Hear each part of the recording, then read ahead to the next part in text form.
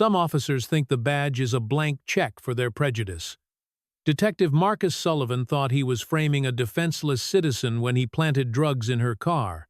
He had no idea he just arrested his new boss, a 2-year-old undercover investigator whose father he helped destroy 15 years ago. Hit that like button and subscribe, because this story of revenge and justice will blow your mind. Some officers think the badge is a blank check for their prejudice, an impenetrable shield for their deepest corruptions. But power is a funny thing. It shifts when you least expect it. Detective Marcus Sullivan thought he was framing a defenseless citizen. He didn't know. He just arrested his new boss. Maya Torres had learned early that the world judged you before you opened your mouth. At 32, she was already the youngest detective in the Internal Affairs Division's history, a distinction that came with equal parts, admiration and resentment from those who believed she hadn't paid her dues. But Maya had paid in ways they couldn't imagine. 15 years ago, her father, Captain Roberto Torres, had died investigating corruption at the 34th Precinct. The official report called it a tragic accident during a foot pursuit. Maya knew better. She had spent a decade and a half preparing for this moment, earning degrees in criminal justice and forensic psychology by age 24. Graduating top of her academy class, spending 3 years walking beats, making detective at 29 when most officers were still proving themselves.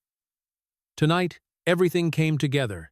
The Boeing 737 had touched down at 9:47 p.m. Maya had been officially appointed as the new Internal Affairs Supervisor for the 34th Precinct 3 days earlier, but had deliberately delayed her arrival to coordinate tonight's operation. Sullivan and his team had been notified of her appointment via departmental memo, though they had never met her in person. She had gone straight to the undercover vehicle depot, bypassing her apartment entirely. The black SUV waiting for her wasn't just transportation, it was a $120,000 mobile evidence collection system. 5 pinhole cameras were embedded in the dashboard, rearview mirror seats, door panels, and overhead console. Directional microphones with noise cancellation technology. GPS tracking with millisecond precision. An AI system analyzing voice patterns and behavior in real time. Everything uploading to encrypted federal servers simultaneously. Maya adjusted the rearview mirror, catching her reflection. The red cashmere sweater fit perfectly elegant without being flashy, the kind of thing a young professional woman might wear. Dark jeans, minimal jewelry, hair pulled back in a neat ponytail. She looked exactly like what Sullivan's prejudices would flag as suspicious, a young black woman in an expensive car in an affluent white neighborhood late at night. All systems green. Maya, the voice crackled through the nearly invisible earpiece tucked deep in her ear canal. We're recording everything. 5 angles crystal clear. Maya touched the micro-transmitter disguised as a small mole on her collar. Copy that. Beginning route through Riverside Heights now. In the command center 3 miles away, 4 people monitored multiple screens. Technical specialist Jeremy Park tracked the vehicle's every movement. Legal advisor Sarah Wang documented each step for the eventual prosecution. Psychological consultant Dr. David Chen analyzed behavioral patterns in real time, and team leader Lieutenant Victoria Webb coordinated everything, her 23 years of experience, guiding the operation like a conductor leading an orchestra. Maya drove exactly 35 miles per hour through the tree-lined streets of Riverside Heights, a neighborhood where the median home price exceeded $2 million. She signaled precisely 100 feet before each turn. She came to complete 3-second stops at every stop sign. She kept her hands at 10 and 2 on the steering wheel. She was the picture of perfect compliance, which was exactly the point. This wasn't about avoiding a traffic stop. This was about documenting that there was no legitimate reason for one. 6 months of investigation had revealed a pattern. Detective Marcus Sullivan had a habit. When he saw someone he deemed out of place, someone who didn't fit his narrow conception of who belonged in Riverside Heights, he found a reason to stop them. And if they didn't show appropriate deference, if they questioned his authority, things escalated. Evidence appeared. Arrests were made. Lives were destroyed. 12 documented complaints over 3 years. 12 cases where victims claimed they'd been framed, but without hard evidence, without proof. It was their word against a 16-year veteran with a badge. Tonight that changed. Maya turned onto Meridian Avenue, the main thoroughfare cutting through the heart of Riverside Heights. Her hands were steady on the wheel, but inside her heart raced with a mixture of anticipation and the weight of what she was about to do. This wasn't just about justice for 12 strangers. This was about her father. This was about Roberto Torres, who had died trying to expose the very corruption Maya was now hunting. "Patrol car spotted 2 blocks behind you," Jeremy's voice reported. License plate matches Sullivan's assigned vehicle. Maya's lips curved into the slightest smile. "Show time," she whispered. Detective Marcus Sullivan was having a bad week, which meant everyone around him suffered. 3 times passed over for promotion to lieutenant. 3 times watching less experienced, less deserving officers climb ranks he should have occupied. The bitterness had crystallized into something harder, sharper, a blade. He turned outward on anyone he deemed responsible for his stalled career. Beside him, Officer Ryan Chen sat stiffly in the passenger seat, 7 months out of the academy, and already regretting his assignment to Sullivan as a training officer. Ryan was 24, the son of Deputy Commissioner David Chen, a fact that brought more scrutiny than privilege. His father had risen through the ranks by being incorruptible, by demanding the same standards from others that he held himself to. Ryan had grown up hearing dinner-table conversations about integrity, about the sacred trust between police and community, about how one bad officer poisoned the well for everyone. Now he was partnered with a man who seemed determined to prove every negative stereotype about law enforcement. "There," Sullivan said suddenly, his voice taking on that predatory edge Ryan had learned to dread. "Black SUV, expensive rental plates." Ryan squinted through the windshield at the vehicle ahead. "Looks fine to me, Marcus. Just someone driving home." Sullivan's jaw tightened. Nobody in a hoodie renting a $120,000 car belongs in Riverside Heights at midnight, Chen. That's a red flag. Ryan felt his stomach clench. This was how it always started. Sullivan would fixate on someone, usually someone black or Latino, usually someone in a nice car or nice clothes, and he'd find a reason. "She's not doing anything wrong," Ryan said carefully. "Perfect speed, signaling properly, staying in her lane. That's what makes it suspicious." Sullivan snapped, throwing the cruiser into drive. Nobody drives that perfectly unless they're hiding something. Ryan watched helplessly as Sullivan accelerated, closing the distance. He thought about his father, about the conversation they'd had just last week. Deputy Commissioner Chen had looked tired, older than his 52 years. "The department is changing, Ryan," he'd said. "We're facing a reckoning. Officers who think the badge is a shield for their worst impulses are going to learn otherwise. And when that happens, you need to decide what kind of cop you're going to be." At the time, Ryan hadn't understood the intensity in his father's voice, the way he'd held Ryan's gaze just a beat too long. Now watching Sullivan's hands tighten on the steering wheel, watching that familiar righteousness settle over his features, Ryan wondered if his father had known something, had been trying to warn him. Sullivan tailed the SUV for 3 blocks, riding close enough that Ryan could see the driver's silhouette. A woman young from what he could make out, sitting upright with perfect posture, hands visible on the wheel. She maintained exactly 35 miles per hour. She used her turn signal for a full 3 seconds before changing lanes. She came to a complete stop at the intersection of Meridian and Oak, waiting the full count before proceeding. "See," Ryan tried again. "She's following every rule. There's no probable cause to. I don't need you to tell me about probable cause." Rookie Sullivan cut him off. "I've been doing this job since you were in middle school." Sullivan hit the lights. Red and blue strobes painted the quiet suburban street, reflecting off the expensive homes with their perfect lawns and 3-car garages. The SUV's brake lights flared immediately. The vehicle pulled smoothly to the curb, the engine cutting off interior lights, flicking on without being asked. Ryan had seen hundreds of traffic stops in his 7 months, and this driver was doing everything right, everything by the book, making herself visible and non-threatening, which somehow made Sullivan angrier. "Keep your eyes sharp," Sullivan ordered, checking his service weapon even though there was no threat. No reason for that theatrical gesture of dominance. Might be drugs, might be weapons. Rich car, poor neighborhood fit. You know the profile.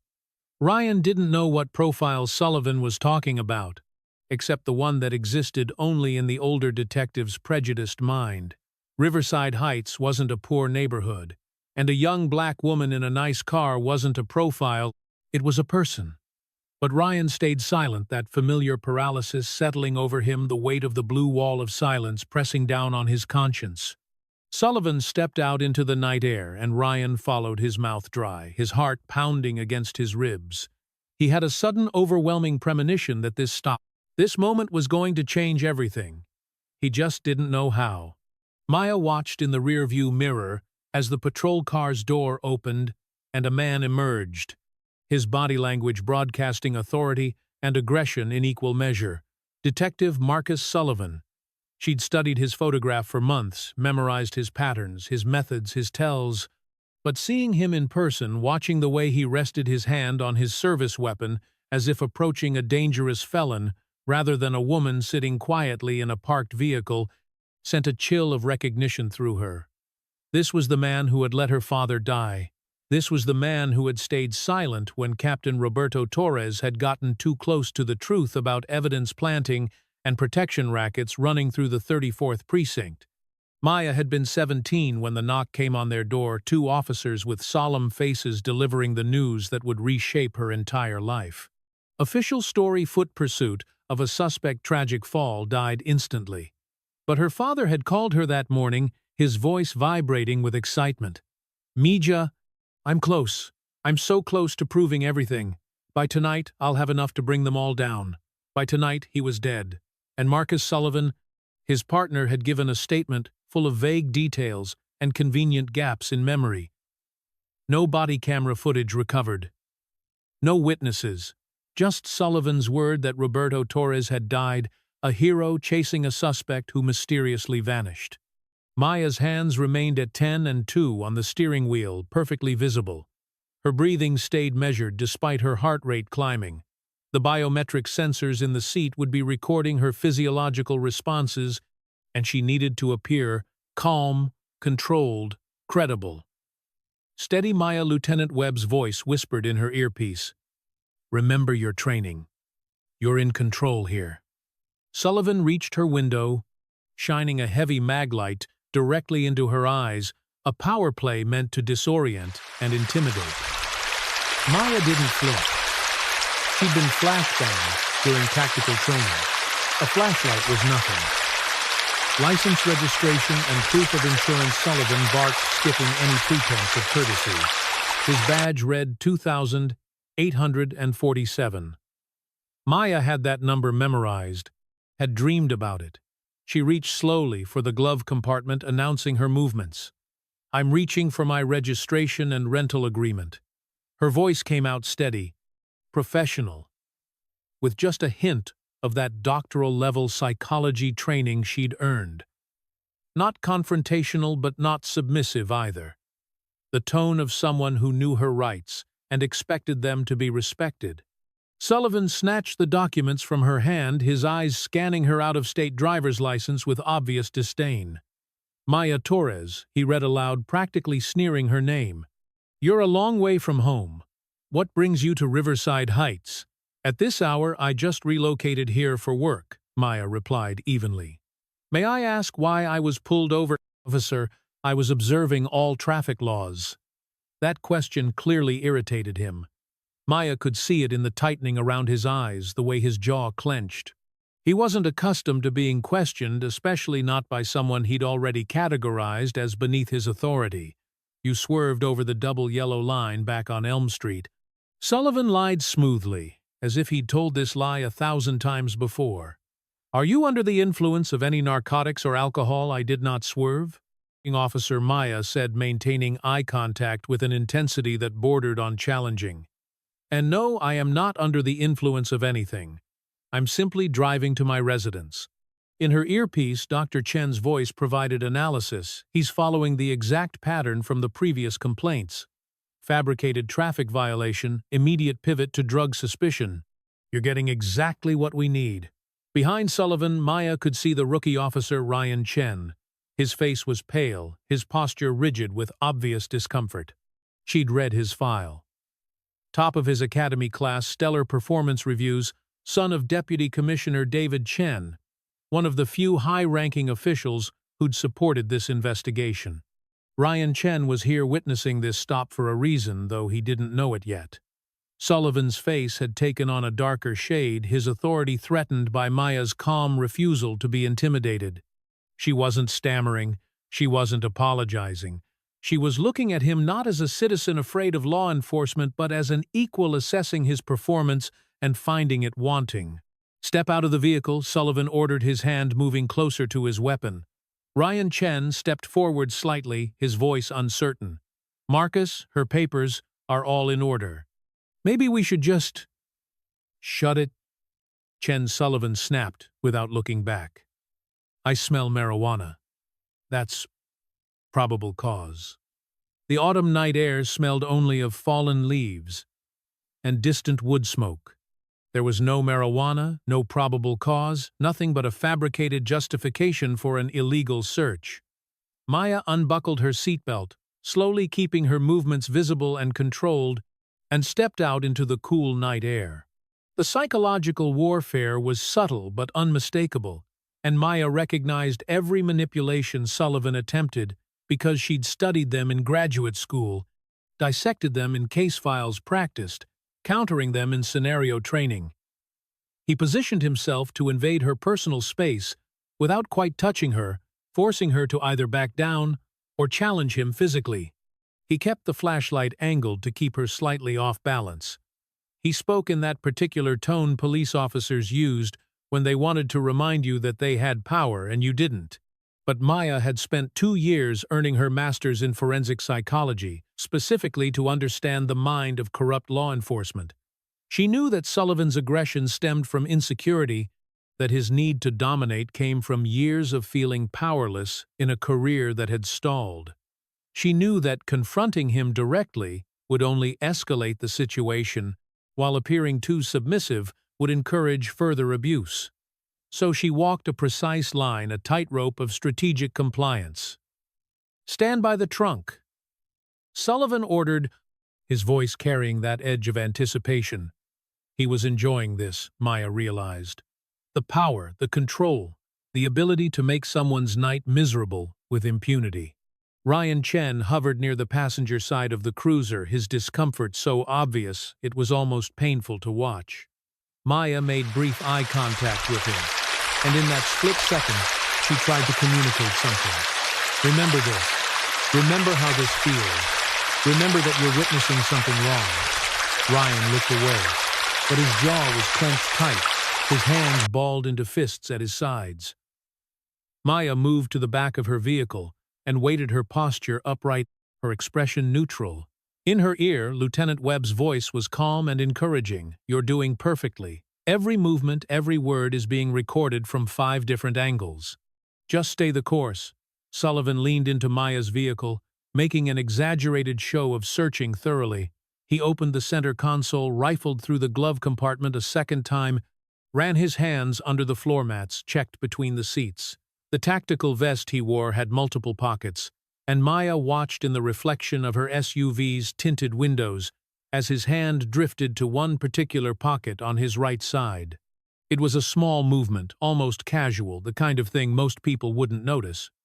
But Maya had been trained to notice everything. Sullivan's fingers closed around something in that pocket, and Maya felt a surge of adrenaline mixed with grim satisfaction. This was it. This was the moment 6 months of investigation had been building toward. He was going to plant evidence, just like the 12 complainants had claimed, just like the pattern analysis had predicted. And this time, unlike those 12 previous victims who had been dismissed and disbelieved, there would be proof. He's reaching into his vest pocket. Jeremy's voice reported from the command center, his usual calm cracking slightly with tension. Right side, small utility pocket. Cameras are tracking. Maya's breathing remained steady, but her mind was racing through scenarios, calculating possibilities. The biometric sensors would show her stress response, but they would also demonstrate that she wasn't impaired, wasn't high, wasn't anything except a woman being systematically framed by a corrupt police officer. Sullivan bent down toward the driver's side floorboard, his body language suggesting intense focus on his search. His back was turned to Ryan, partially blocking the rookie's view. But nothing could block the 5 cameras recording every angle, the AI system analyzing every movement, the encrypted data stream uploading to federal servers that would preserve this evidence even if Sullivan tried to confiscate the vehicle. Maya saw it clearly in the reflection. Sullivan's hand emerged from his pocket, holding a small plastic baggie filled with white powder. He dropped it onto the floorboard near the driver's seat, then immediately snatched it back up.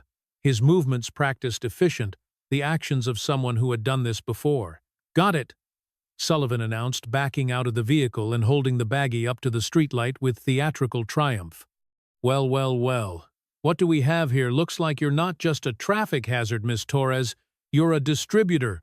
Ryan Chen's face went white, his eyes widening. Maya watched the rookie's reaction carefully, saw the moment of recognition, the flash of horror, the internal struggle playing out across his features. He knew what he'd just witnessed. The question was whether he'd have the courage to admit it. "Is that right?" Maya said softly, her voice carrying a note of something that might have been amusement. Her eyes flicked to Sullivan's badge number, then to the camera she knew was embedded in Ryan's body-worn equipment, even though neither Ryan nor Sullivan knew that Internal Affairs had remotely activated it. "Detective Sullivan, badge number 2847. You're claiming you found that in my vehicle. That's exactly what I'm claiming." Sullivan sneered, reaching for his handcuffs with practiced ease. The metal handcuffs were cold against Maya's wrists, the ratcheting sound echoing in the quiet suburban street like a countdown to something inevitable. Maya offered no resistance, allowing Sullivan to guide her hands behind her back, to tighten the restraints, just a fraction more than necessary, to assert his dominance through small acts of casual cruelty. She had been trained for this moment. The academy taught defensive tactics and arrest procedures, but her specialized internal affairs training had gone deeper, teaching her how to endure being on the receiving end, how to maintain composure when every instinct screamed to fight back or explain or plead. "You have the right to remain silent." Sullivan recited, his voice carrying satisfaction rather than the neutral professionalism the Miranda warning demanded. "Anything you say can and will be used against you in a court of law." As he marched her toward the patrol car, his grip on her bicep unnecessarily tight, Maya caught Ryan Chen's eye again. The rookie was staring at the ground, his whole body rigid with tension, his face a mask of internal conflict. Maya knew that look. She'd seen it in interviews with officers who'd witnessed misconduct, who'd stayed silent out of fear or loyalty, or the pressure of that blue wall that demanded complicity. "Officer Chen," Maya said quietly, her voice carrying despite Sullivan's attempt to shove her into the back seat. "You're a good cop stuck with a bad trainer. Remember that you have choices." The words seemed to strike Ryan like a physical blow. His head snapped up, his eyes meeting hers for just a moment, before Sullivan slammed the car door, cutting off any further communication. Inside the hard plastic back seat, Maya allowed herself a small, private smile. The interior of a police cruiser was designed to be uncomfortable, to be degrading with its smell of sweat and fear and industrial cleaner. The plastic seat was unforgiving, the temperature too cold. The cage, separating her from the front seat, a psychological barrier meant to remind arrestees of their powerlessness. But Maya didn't feel powerless. She felt purposeful. In her ear so quietly, she almost missed it. Lieutenant Webb's voice whispered, "Phase 1 complete. Evidence secured from 6 different camera angles. You were magnificent, Maya. Maya blinked twice in acknowledgement, a signal they'd arranged since she couldn't respond verbally with Sullivan and Ryan in the front seat. The drive to the 34th precinct took 11 minutes, and Maya used every second to center herself to prepare mentally for what came next. Sullivan drove in silence, occasionally glancing at her in the rearview mirror with an expression of smug satisfaction. Ryan stared out the passenger window, saying nothing, his jaw working like he was chewing words he couldn't bring himself to speak. At the command center 3 miles away, the team was in controlled chaos. Jeremy Park was creating backup copies of the video evidence, encrypting files, uploading to multiple secure servers. Sarah Huang was drafting the initial charging documents, her legal mind already building the prosecution case. Dr. Chen was analyzing the psychological profile, documenting Sullivan's behavior patterns, building the expert testimony that would explain the manipulation tactics to a jury. And Lieutenant Webb was making a phone call to Deputy Commissioner David Chen, whose voice was tight with controlled anger when he answered. "Is she safe?" he asked immediately. "She's in custody at the 34th, but yes, safe," Webb replied. Everything went exactly as predicted. "We have him on camera planting evidence, false arrest, deprivation of civil rights. It's airtight. And my son." There was a different kind of tension in that question. A father's fear mixed with a reformer's hope. Ryan witnessed everything. He didn't intervene, but I could see the conflict. He knows what he saw. "Then tomorrow morning is going to be very difficult for him," David Chen said quietly. "But necessary. This has to end." Meanwhile, reporter Amanda Price was in her apartment, reviewing the encrypted files that had begun arriving in her secure inbox. The preliminary footage showed exactly what her source had promised: a clear-cut case of police corruption, complete with multiple camera angles and damning evidence. Her fingers flew over the keyboard, outlining the story that would break tomorrow evening, the exposé, that would force a national conversation about accountability and reform. As the patrol car pulled into the precinct parking lot, Maya straightened her spine, lifted her chin, and prepared for the next phase. Sergeant James Rodriguez was working the night desk, and according to the intelligence Internal Affairs had gathered, he was part of Sullivan's network, complicit in previous cover-ups. The booking process would be a test of how deep the corruption ran. Sullivan pulled Maya roughly from the back seat, his hand on her elbow, steering her toward the entrance. The fluorescent lights of the precinct were harsh after the darkness outside, making Maya squint slightly as they entered. Rodriguez looked up from his desk, his expression shifting from bored routine to sharp interest when he saw who Sullivan was bringing in. "What do we have?" Rodriguez asked, his tone too casual, too familiar. "Narcotics possession with intent," Sullivan replied. "Found cocaine in her vehicle during a lawful search." The lies came easily to him, Maya noted. Years of practice. The booking room was exactly as Maya had imagined it, a space designed for efficiency rather than dignity, with its harsh fluorescent lighting and scarred metal desk, and the faint smell of disinfectant failing to mask older, less pleasant odors. Sergeant James Rodriguez directed her to stand against the height-marked wall for the mugshot, and Maya complied with the same calm composure she'd maintained throughout the arrest. The camera flash illuminated her face, capturing an image that would later become famous, a photograph that would appear in newspapers and on television screens across the country. The face of a young black woman who had refused to be intimidated, who had walked into the lion's den armed only with truth and courage. "Personal effects," Rodriguez said, holding out a plastic bin. Maya watched him carefully as she placed her phone, her wallet, and her watch into the container. She didn't have her service weapon or her badge, having left those behind deliberately, wanting to experience this as a civilian would, as her father's victims had. Rodriguez's hands were steady as he filled out the paperwork, but Maya could see the slight tension in his shoulders, the way his eyes kept darting to Sullivan, as if seeking direction. "Fingerprints," next Rodriguez said, rolling her fingers across the digital scanner with mechanical efficiency. The machine beeped, processing her prints, sending them through the automated database system. Maya knew exactly what was about to happen, had planned for this moment specifically. The computer screen flashed red, a warning dialog box appearing with a harsh beep that made Rodriguez jerk slightly in his seat. Maya couldn't see the screen from her angle, but she knew what it said because she'd helped design the alert system. Federal alert, restricted identity, law enforcement personnel, internal affairs division. Do not process without supervisor approval. Contact federal hotline immediately. Rodriguez's face went pale, his eyes widening as he read the warning. He glanced at Sullivan, who had moved closer to read the screen over his shoulder. Maya watched their exchange with clinical interest, documenting the micro-expressions, the silent communication that passed between conspirators who had worked together before. This was the moment when an honest officer would immediately call a supervisor, would halt, the booking would recognize that something was seriously wrong. But Rodriguez and Sullivan weren't honest officers. Sullivan leaned in, close, his voice barely audible, but Maya's enhanced microphone picked up every word. Handle it. Like before.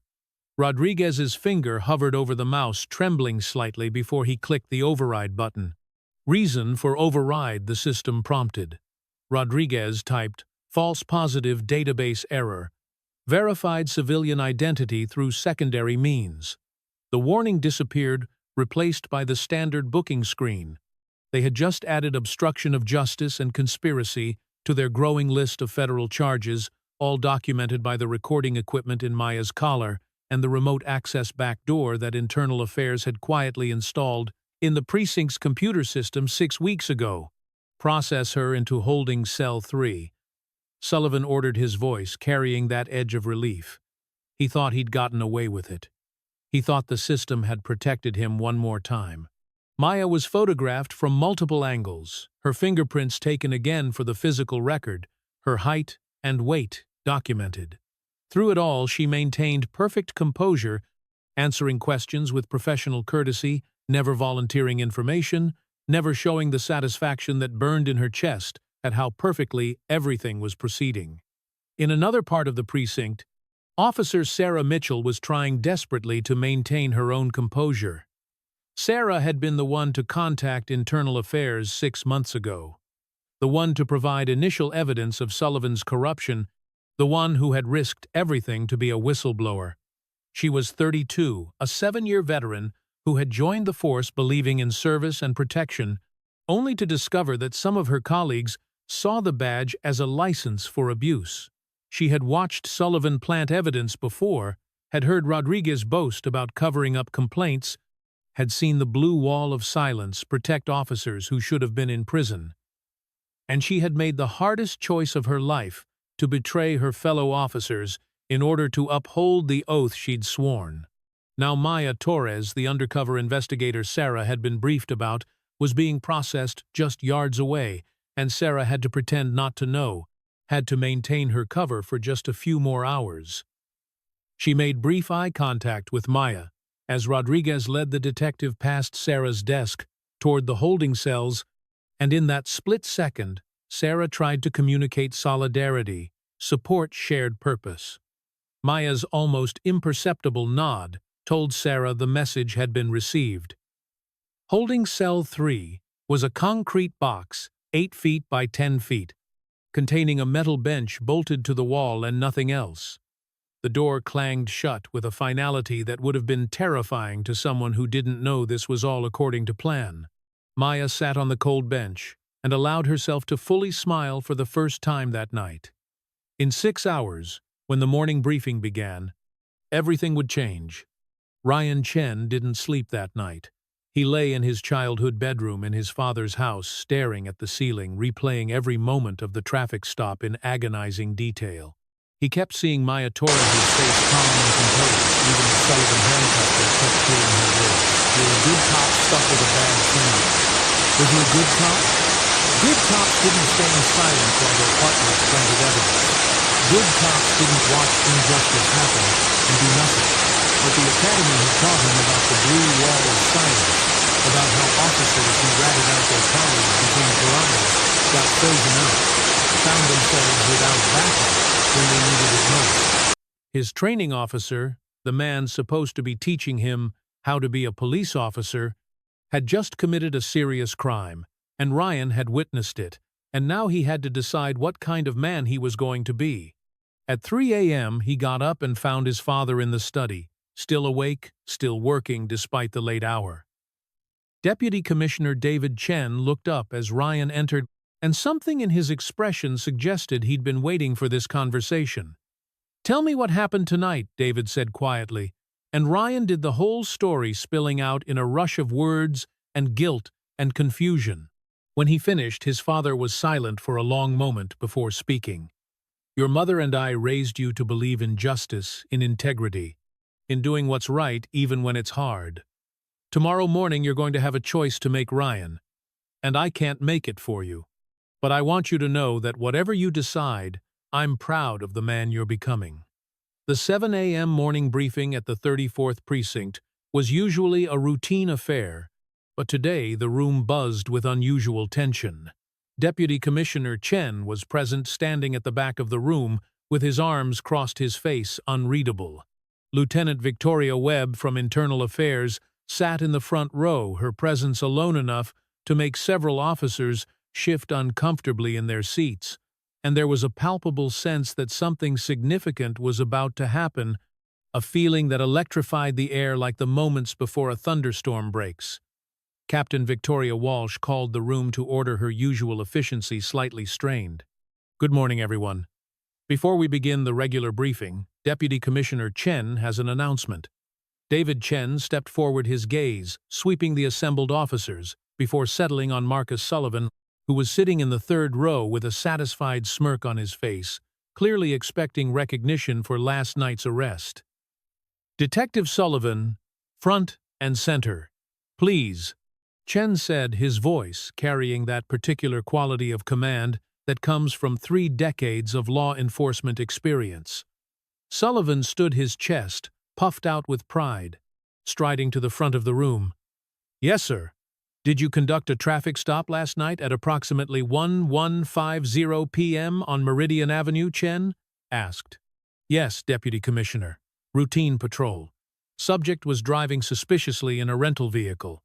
Upon investigation, I discovered she was operating under the influence and in possession of a significant quantity of cocaine concealed in her vehicle. Solid bus textbook. Probable cause." Sullivan's confidence was absolute. His lies delivered with the practiced ease of someone who had never been held accountable. "And did you verify the subject's identity beyond her driver's license?" Chen asked. "Did you check the fingerprint database? Did you review the Federal Law Enforcement Registry?" Sullivan's smirk faltered slightly. "Standard booking procedure, sir." Sergeant Rodriguez processed her. "She's currently in holding cell 3, awaiting arraignment." Chen's jaw tightened almost imperceptibly. "Detective Sullivan, you didn't arrest a drug dealer last night. You arrested Detective Maya Torres from the Internal Affairs Division, who was conducting an authorized undercover investigation into police misconduct at this precinct." The room erupted. 65 officers gasped, swore, turned to look at each other in shock and horror. Sullivan's face went from confident to confused to terrified in the span of 3 seconds, the blood draining from his features as the implications crashed over him like a wave. That's impossible," he stammered, looking around for support and finding only stares of disbelief. She didn't identify herself. She was in civilian clothes, driving a rental. She shouldn't have to identify herself to avoid being framed by her own department. Chen roared, his composure finally breaking, his voice echoing off the concrete walls. Lieutenant Webb retrieved Detective Torres from holding immediately. The march to the holding cells felt like a funeral procession. Webb led the way, her face set in grim determination. Behind her walked Chen, radiating controlled fury, and behind them stumbled Sullivan, his legs barely supporting him, and Ryan, who felt like he was walking through a nightmare. The metal door of holding cell 3 groaned as it swung open, and there sat Maya Torres, looking exactly as composed as she had 8 hours earlier. She stood smoothly, adjusting her red sweater, and met Chen's eyes with complete professional calm. "Good morning, Deputy Commissioner Chen," Maya said, her voice resonant and entirely devoid of the fatigue that should have accompanied 8 hours in a concrete cell. "Lieutenant Webb, I apologize for missing the morning briefing. I was unavoidably detained." David Chen's face was a mixture of anger and profound apology. "Detective Torres, I cannot begin to express how deeply this department failed you. This is catastrophic." Maya stepped out of the cell, and Ryan noticed something remarkable in her bearing. She didn't look like a prisoner being released. She looked like a predator who had just finished setting an elaborate trap and was now ready to spring it. From her pocket, she pulled her internal affairs badge and clipped it prominently to her belt. From Webb, she accepted her service weapon, holstering it with practiced ease. The transformation was stunning. This was no longer a young woman being harassed at a traffic stop. This was a federal investigator who had just documented serious crimes. "It isn't a failure of the department," Commissioner Maya replied, her dark eyes locking onto Marcus Sullivan, who stood frozen in the hallway, his face the color of old newspaper. "It's the failure of specific individuals who believe their badge grants them immunity from the law they're sworn to uphold." She turned to Webb. "Lieutenant, I want my personal effects returned immediately. Then I want every officer in this precinct assembled in the bullpen. Nobody leaves." 15 minutes later, the bullpen was packed with 65 police officers standing in tense silence. Maya stood at the front of the room, her badge gleaming under the harsh fluorescent lights, her presence commanding absolute attention. She had changed from the civilian clothes into a professional outfit she'd had waiting, a white button-down shirt and black blazer that transformed her appearance from victim to authority. "When I accepted this undercover assignment," Maya began, her voice carrying clearly over the nervous shuffling of boots, "I was warned about this precinct's reputation. A culture of impunity. A culture where some officers believe they're above the law. I decided to arrive as a civilian first. I wanted to see how the 34th Precinct treats the people it's sworn to protect." She paced slowly, measuring her words. "Last night I was pulled over despite committing no traffic violation. I was harassed, illegally searched, and when I refused to be intimidated, evidence was planted in my vehicle to justify a false arrest. The collective tension in the room was palpable, officers glancing at each other, some with shock, others with knowing resignation. Detective Sullivan," Maya said, stopping directly in front of him, "would you like to explain to your colleagues how you came to find cocaine in my vehicle?" Sullivan's mouth opened and closed. His usual arrogance completely evaporated. It was. "The lighting was bad. I saw the baggie on the floorboard. It must have been from a previous rental. I swear I just—" "Did you think I was driving a standard rental vehicle?" Maya interrupted, her voice dangerously quiet. Sullivan blinked, confusion mixing with his terror.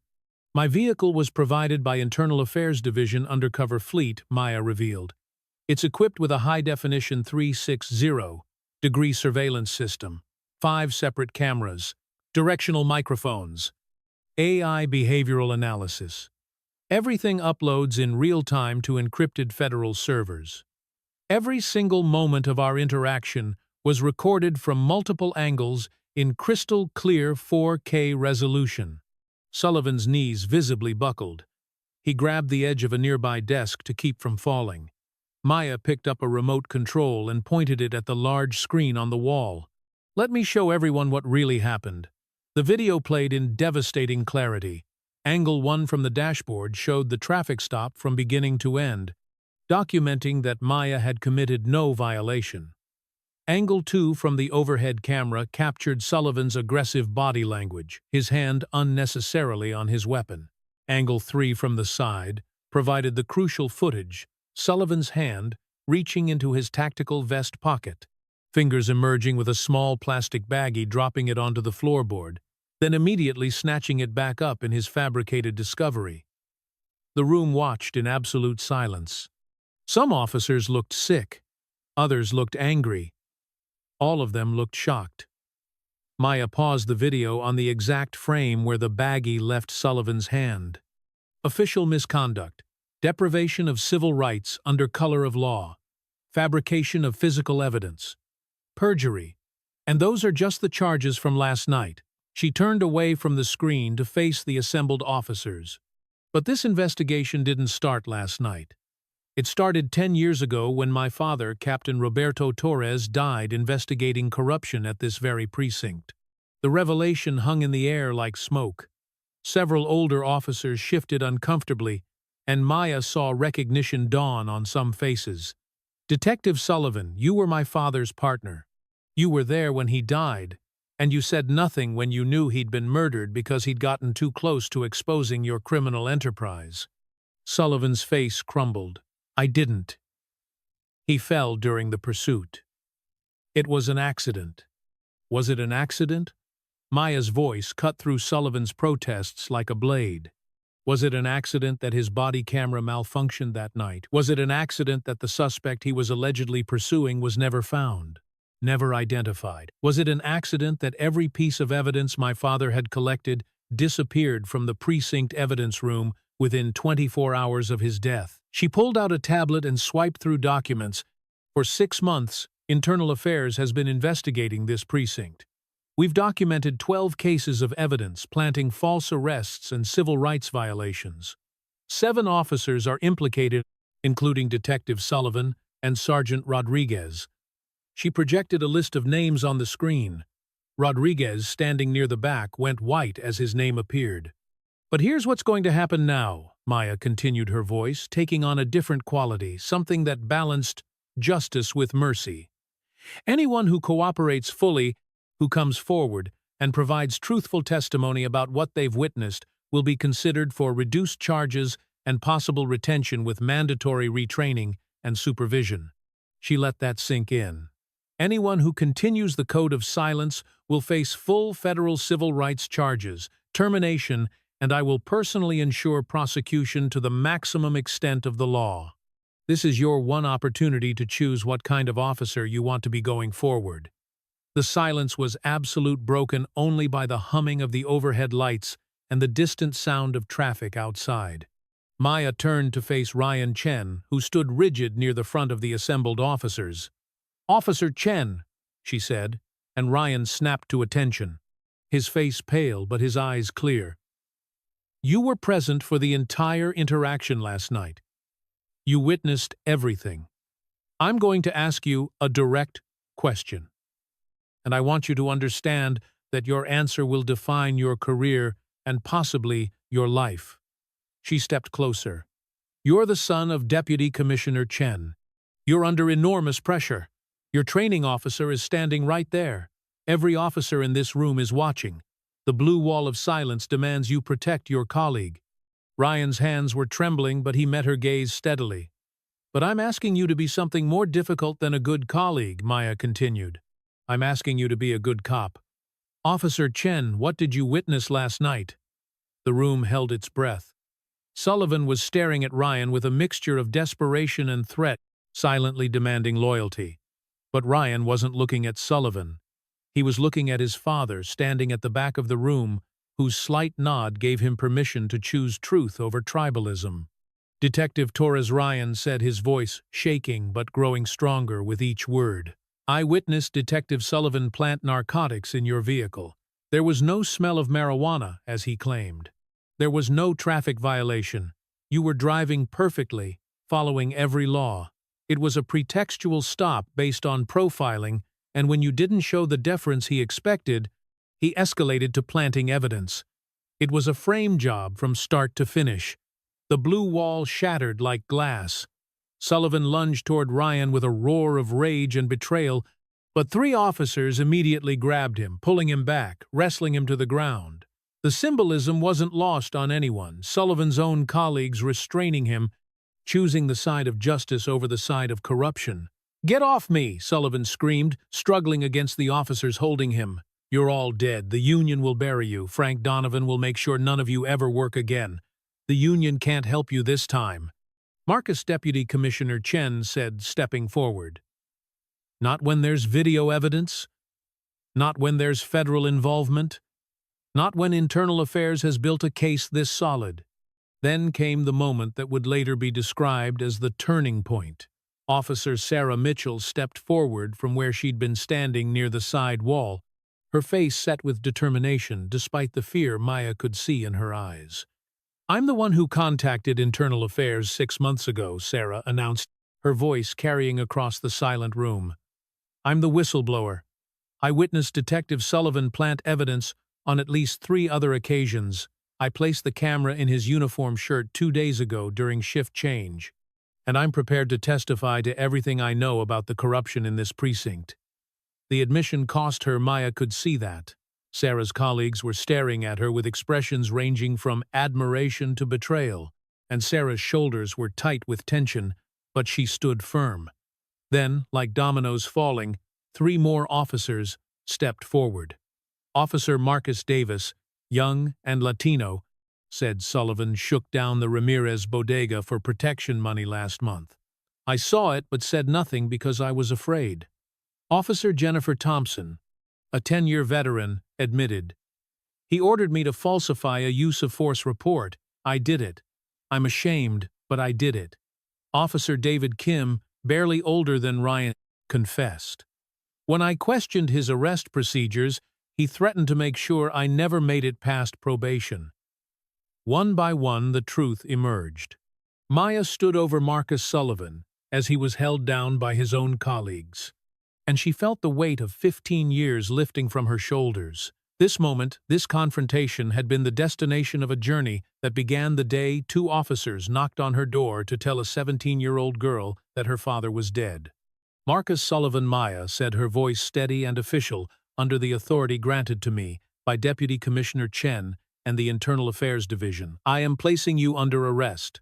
You will be facing federal civil rights charges, obstruction of justice, conspiracy evidence, tampering. Additionally, based on new evidence uncovered during this investigation, the case of Captain Roberto Torres' death will be reopened, and you will be questioned as a person of interest in what we now believe was not an accident." Sullivan's eyes went wide.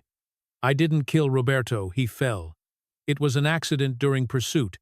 "An accident," Maya's voice was ice. "An accident that happened the night before. My father was scheduled to present evidence of your drug-planting scheme to the district attorney.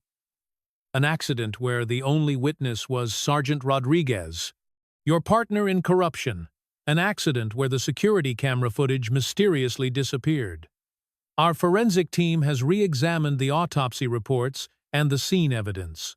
The angle of the fall doesn't match a pursuit scenario. We have a witness who saw you and Rodriguez at that rooftop that night. Then you'll have the opportunity to explain that to federal investigators," Maya replied coldly. "But given that you've been caught on camera planting evidence and lying under oath, I don't think your credibility is going to hold up very well." She nodded to the officers holding him. "Cuff him. Read him his rights." Ryan Chen stepped forward, his hands no longer trembling, and pulled his handcuffs from his belt.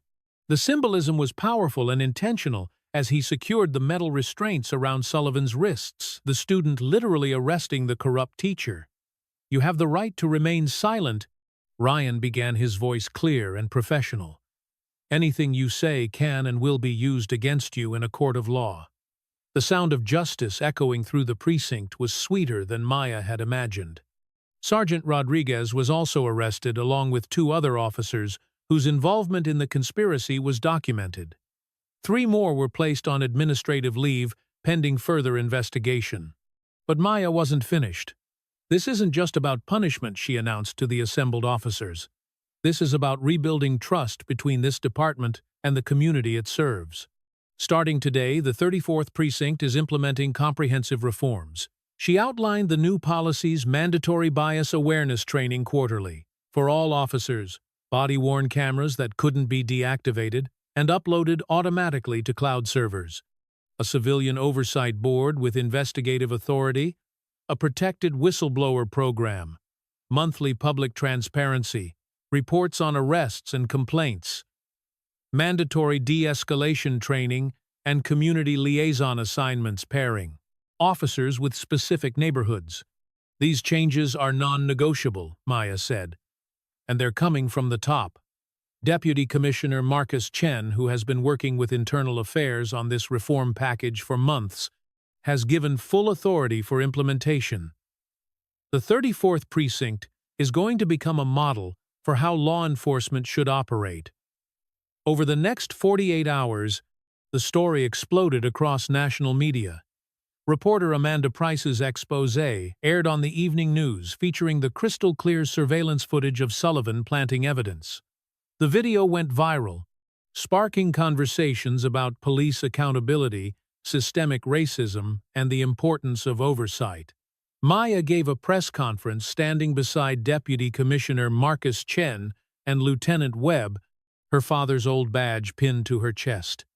15 years ago, my father died trying to expose corruption in law enforcement. Today, we finished what he started. Captain Roberto Torres believed that the badge was a promise to serve with honor and integrity. He believed that police officers should be held to the highest standards because they hold such power over people's lives. I dedicate this investigation and these reforms to his memory. The reforms implemented at the 34th Precinct became a blueprint adopted by departments across the country. Ryan Chen transferred to the training division, where he developed curriculum on ethical decision-making and taught new recruits about the importance of moral courage. Sarah Mitchell was promoted to sergeant and became the head of the new Community Relations Division. After an 18-month federal trial, Marcus Sullivan was convicted on 8 federal charges, including civil rights violations, evidence tampering, conspiracy obstruction of justice, and filing false reports, and sentenced to 12 years in federal prison. Rodriguez and his co-conspirators received varying sentences. 3 officers who came forward early and provided extensive testimony kept their jobs with supervision and retraining. The union complained, threatened lawsuits, and ultimately backed down when faced with overwhelming evidence and public pressure. 2 years after the arrest following Sullivan's conviction and sentencing, Maya visited her father's grave. She stood before the polished granite headstone, reading the inscription, Captain Roberto Torres badge, 1847, end of watch. I did it, Dad, she said softly, placing her detective shield on the stone. The 34th is clean. The officers who let you die are in prison. And the reforms you wanted to implement are now the standard.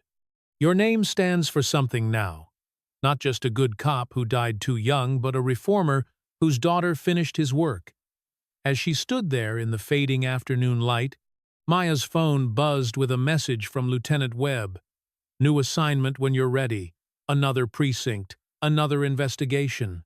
Interested, Maya smiled, picked up her badge from her father's grave, and typed her response. Always. Because the work was never finished. There would always be corrupt officers who needed to be exposed, systems that needed reform, victims who needed justice. But now, there was also proof that change was possible, that courage could be contagious, that the system could be fixed when good people refused to stay silent.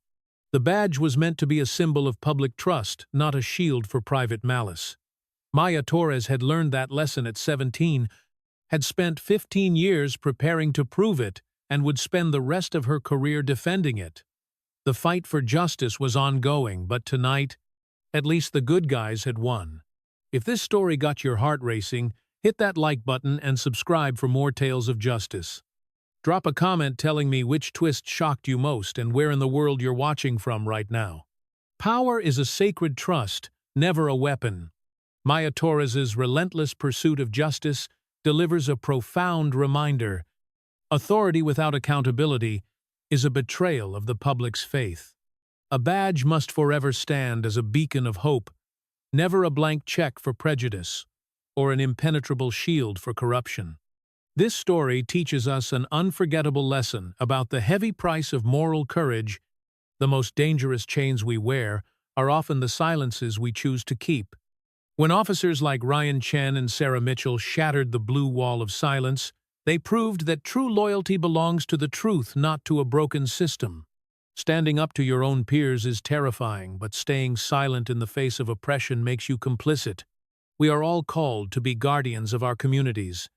Real reform demands unwavering dedication, just like a daughter fighting through the dark for 15 years to honor her fallen father's legacy. Let this be a rallying cry for us all. Demand transparency, champion unshakable integrity, and never underestimate the power of one brave voice. When good people refuse to look the other way, justice becomes an unstoppable reality